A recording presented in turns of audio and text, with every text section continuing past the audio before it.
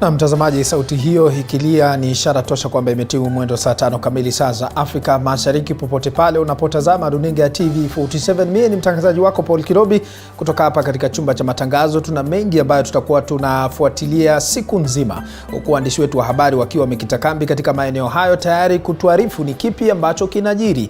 Katika awamu hii mtazamaji, pia vile tutakuwa na mazungumzo chanya kuhusiana na miradi ya serikali ya Rais William Ruto.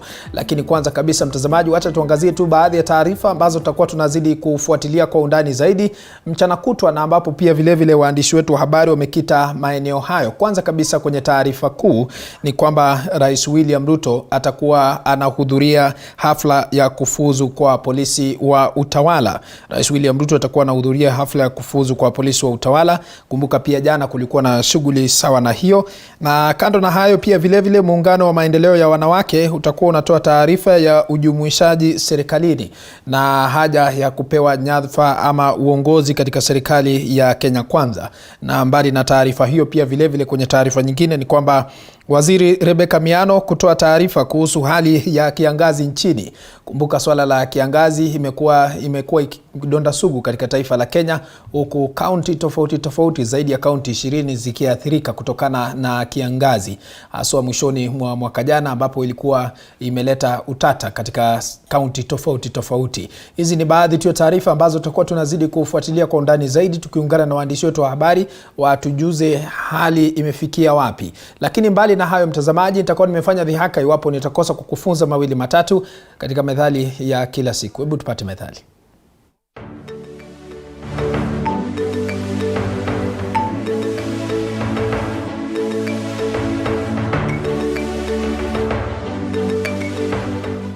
Methali ya leo: mkulima halaumu jembe lake.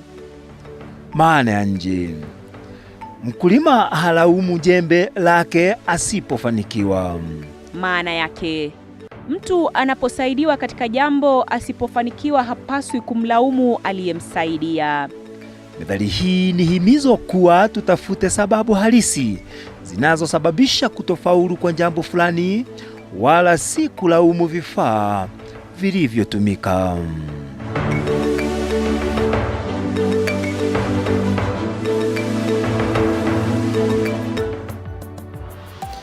Matumaini kwamba mtazamaji umejifunza mawili matatu kutokana na methali hiyo. Moja kwa moja, muungano wa wanawake nchini ukiongozwa na mwenyekiti wake Rahab Mwikali kwa sasa unatoa taarifa kwa vyombo vya habari kuhusiana na uteuzi wa wanawake katika nyadhifa mbalimbali za serikali pamoja na masuala mengine. Hebu tuvuke moja kwa moja tusikilize ni kipi ambacho kinajiri.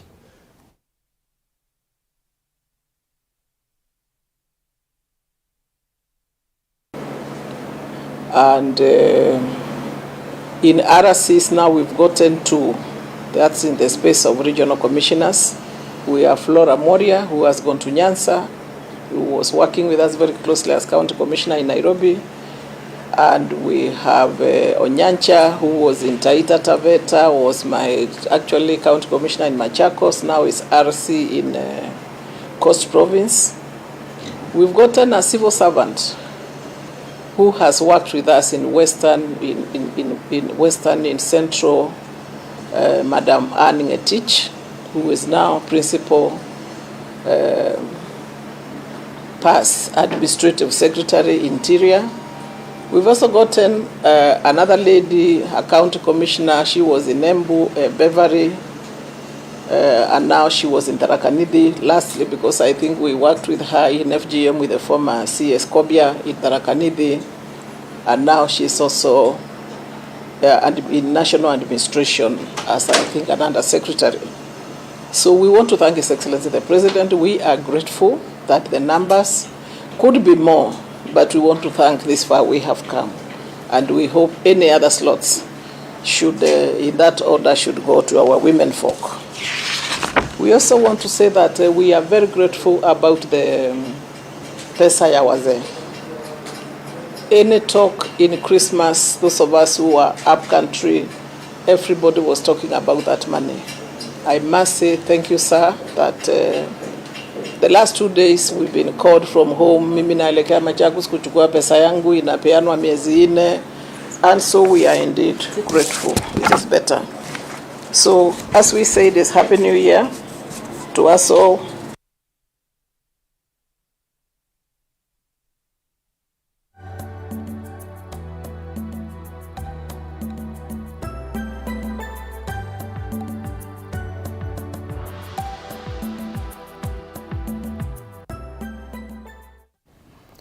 Na mtazamaji, ni picha za moja kwa moja kutoka katika jiji la Nairobi, ambapo muungano wa wanawake kwa sasa unazungumzia swala la uteuzi serikalini, haswa serikali ya Kenya Kwanza. Taarifa hiyo tutakuwa tunafuatilia mwendo wa baadaye, lakini kwa sasa wacha tuangazie taarifa nyingine, ambapo taarifa kuwa Kenya sasa wanaweza kukusanya sampuli ya DNA kutoka nyumbani imezua hisia mseto miongoni mwa wananchi wengi, na haswa wazazi wa kiume wakisema kuwa uwepo wa kifaa hicho cha kupima DNA kitasaidia pakubwa katika kubaini wapo haswa wao ndio wazazi halisi wa watoto wanaowalea. Kifaa hicho cha kukusanya sampuli ya DNA kinauzwa kwa shilingi 800 na sampuli hiyo baadaye inahitajika kupelekwa hospitalini kabla ya matokeo. TV47 ilizungumza na baadhi ya Wakenya na haya ndio maoni yao. Sasa hii mambo ya DNA kit ikiletwa, unajua mtoto from the start akizaliwa hivi, unapatia tu hii nini alafu unapima. Ukipata iko sawa, sasa utaspend ukijua unaspend kwa mtoto wako. Kama ulikuwa unataka upime DNA, lazima ulikuwa inabidi uende hospitali, mambo mengi na pesa pia mingi, ambayo ulikuwa unapata mtu anaweza bandikwa hata mambo ya watoto, lakini uweze kufikia kule mambo hizo procedures zote ya hospitali na nini. Lakini kwa wakati huu sasa, naona mambo sasa imekuwa mzuri. Kwa sababu sasa ni kids tu, utakuwa tu unaenda tu unabai tu, unaweza uenda ujipime. So hii ni wazo mzuri kwa serikali. Kwa hivyo tunawapongeza. Sijui mtazamaji, maoni yako ni gani kuhusiana na hatua hiyo? Kwingineko ni kwamba wakazi wa vijiji vya Gatundu, Dhangira na Adhara katika eneo bunge la Maharagwa katika kaunti ya Murang'a wamelalamikia uhaba wa maji kwa muda mrefu. Wakazi hao sasa wanasema kuwa wamelazimika kutumia maji chafu kutoka kwa mto ndogo ulio kando ya kinamasi. Wakazi hao pia wamelalamikia kuugua magonjwa yanayoambukizwa kupitia maji, huku wakilaumu viongozi wao kwa kupuuza vilio vyao. Sasa wanamtaka waziri wa maji Alice Wahome kuingilia kati na kutoa suluhu la kudumu.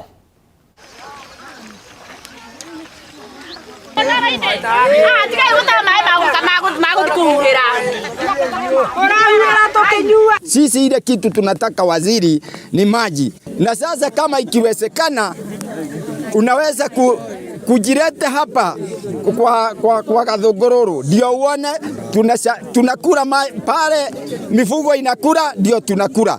Sasa hata madawa tunamaliza huko ya wadudu na kila aina ya magonjwa ile inaletwa na maji. Na mimi nimekuja hapa kutafuta maji. Yenye nimekuta hakuna maji mazuri naweza chota. Maji yenye tunatumia iko na chumvi. Ni mtu ako na maji yake ametuachilia maji na yenye iko na chumvi. Ukiosha mtoto anakaa majivu. Sasa tunashindwa sisi, kwani tuko Kenya gani? Viongozi ambao sisi tumechagua wanaongea maongeo ambayo ni ya kuhuzunisha na ya kukasirisha waziri. Sisi ndio tutabaki tukiumia. Hapa hatuna maji ya kunywa. Saa hii tunaelekea miaka 40 tukichaguana na hatujawahi pata nafasi hata moja ya kupata maji ya kunywa. Tukitoka kwa mtazamaji, kwa sasa tunavuka hadi katika kaunti ya Migori, ambapo wakazi na wakulima wa kaunti ya Migori wanahimizwa kutumia rasilimali na nafasi zilizopo ili kujiendeleza katika kilimo na kufanya kilimo kuwa pato lao. Akizungumza na wanahabari kwenye afisi yake, msimamizi wa kamati ya kilimo ya kaunti Lucas Mosenda anasema kwamba wakulima wanapaswa kuwa na muungano na umoja ili wahakikishe kwamba kilimo kinakuwa cha faida kwao. Kulingana na Mosenda, wakulima pia wanafaa kupewa bima ya afya pamoja na familia zao, na kwamba mkulima mwenye afya nzuri ana uwezo wa kuzalisha zaidi katika kilimo. Aidha, haja ya kuanzishwa kuwepo kwa shirika la wakulima litakalowaunganisha pia limehimizwa ili wakulima wapate nafasi ya kufikiwa na kupewa msaada unaofaa.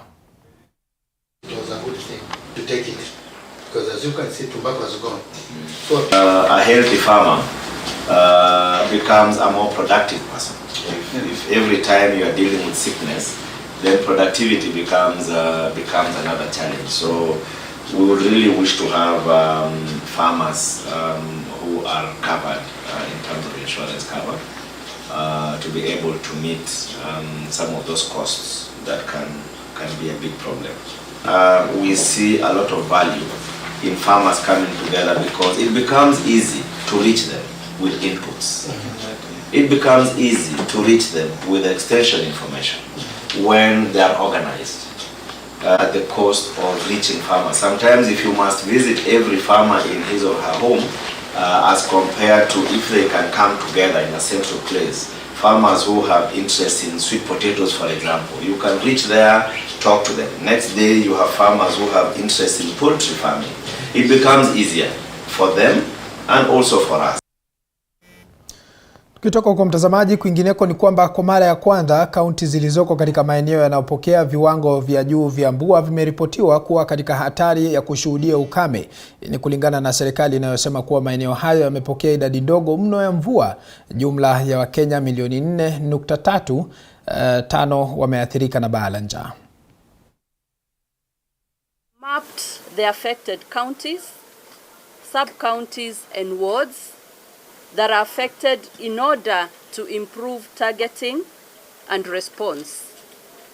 The priority interventions are informed by findings gathered by county steering groups, what we call CSGs, which are chaired by the county governors.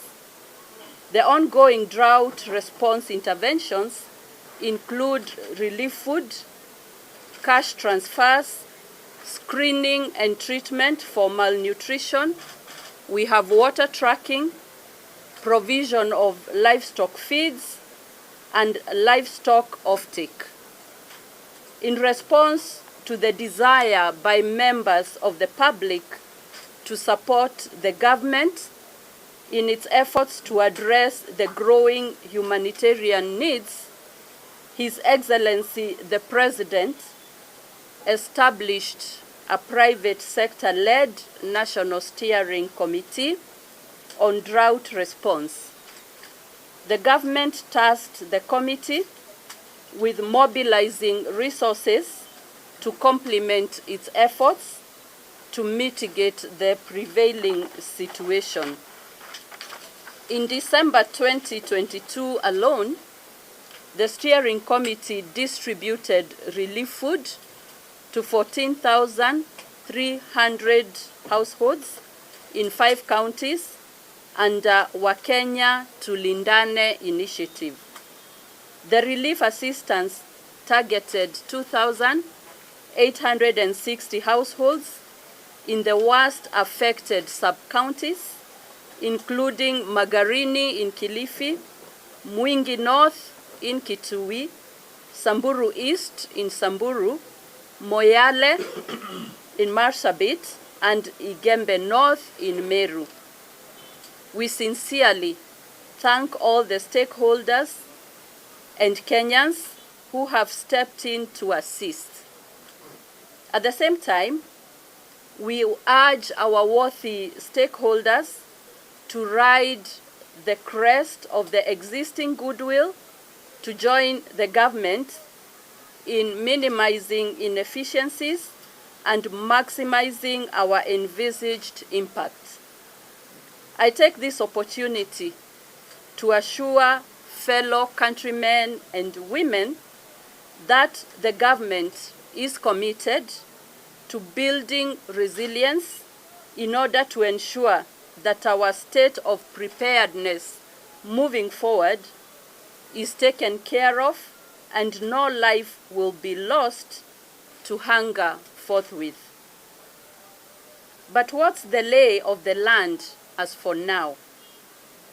The drought situation remains critical in 22 of the 23 arid and semi-arid counties following poor rains through October to December, when the short rain season usually appear. On the contrary, the period during which short rains are expected ended up posting poor rainfall across most of the ASALs. This marked the 5th consecutive failed rain season. Based on the range of indicators monitored by the... Na mtazamaji, ni taarifa kuhusiana na hali ya ukame ama janga la ukame ambalo limezidi kuathiri baadhi ya kaunti katika taifa la Kenya. Tukiacha taarifa hiyo kama njia mojawapo ya kukuza amani na utangamano kati ya jamii hasimu ya Pokot na Turkana, tamasha ya kitamaduni lililowaleta pamoja vijana kutoka maeneo haya liliandaliwa katika eneo la Elie Springs ufuoni mwa ziwa Turkana. Waandalizi wakitumia fursa hii kuwapa wasia vijana ili kuasi wizi wa mifugo na kukumbatia elimu. Kitiomika anatuarifu mengi zaidi. Ni tamasha ya urembo iliyokuwa ikifanyika usiku hapa Elie Springs ufuoni mwa ziwa Turkana, vijana kutoka kaunti ya Pokot na wenyeji wa Turkana wakitangamana. Lengo kuu la tamasha hili lililoandaliwa na Roll Claw, meneja wa Elie Springs, ni kuleta vijana hao kuangazia kinachosibu jamii zao na kutafuta suluhu ya kudumu kwa changamoto hizo, kwani wengi wamepoteza maisha katika barabara ya Lodwar Kitale kutokana na wizi wa mifugo na kuvamia wasafiri barabarani. Unfortunately, a few years ago I lost my barkeeper through a gunshot on the road between Marich and Kainuk. I was a driver, I was a target.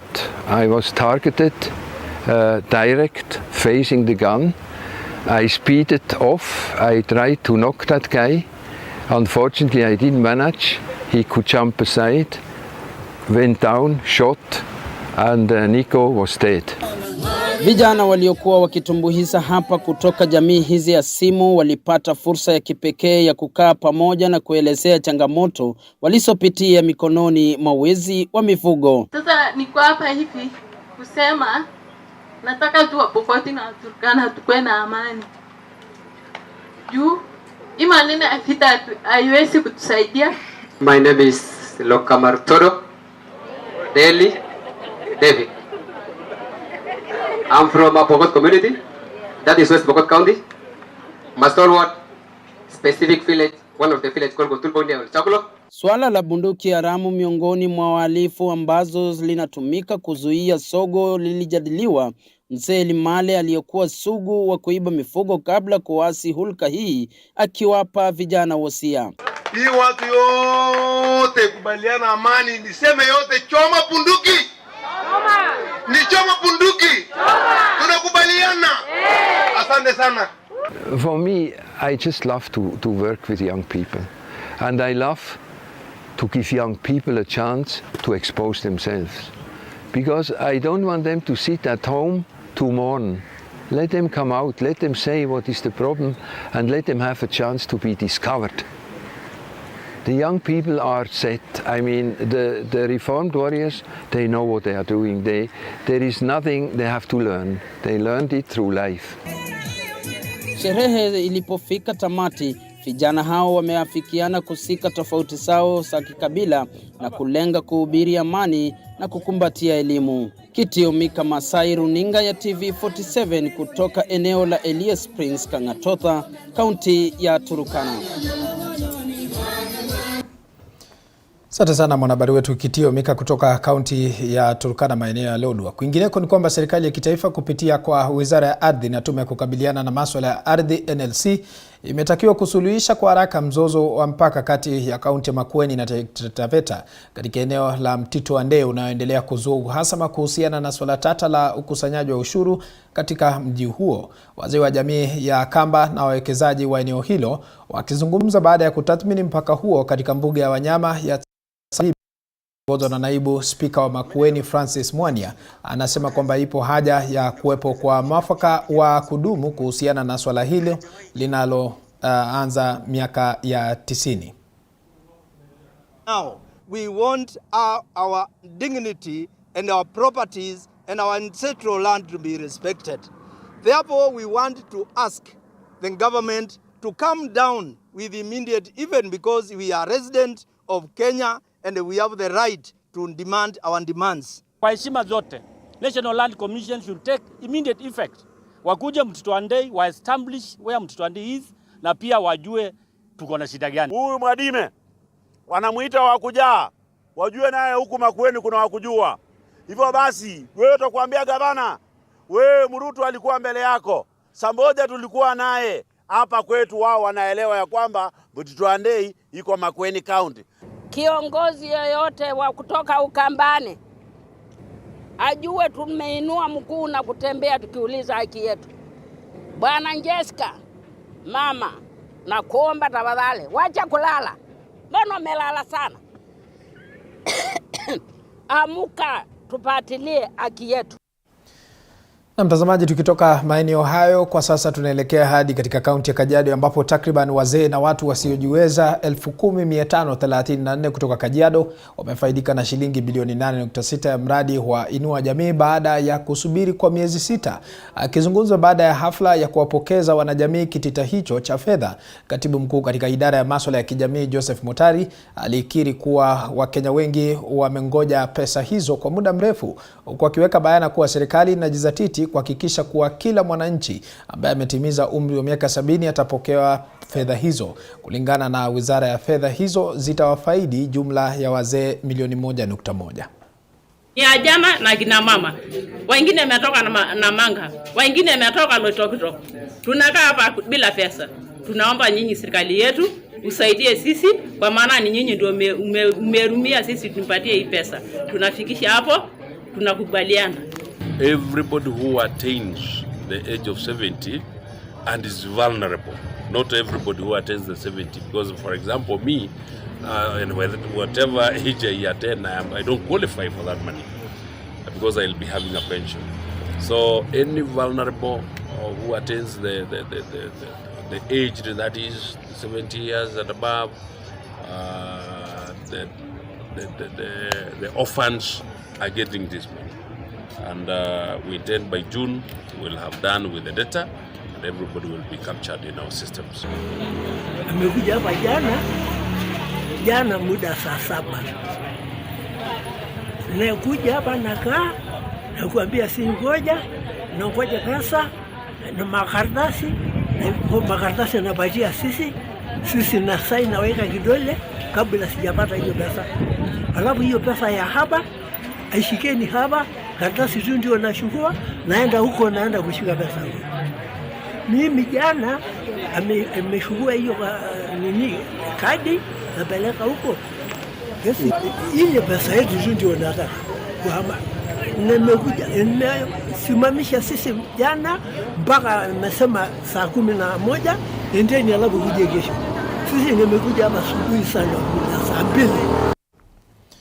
Tukitoka kwa mtazamaji, kwa sasa tunavuka hadi maeneo ya Busia ambapo katika juhudi za kuwafikia 10% ya upandaji miti nchini, kamishna wa kaunti ya Busia Kipchumba Ruto alizindua mradi wa kuhifadhi misitu unaonuia kupanda miti 1500 katika msitu wa Kalro Alupe.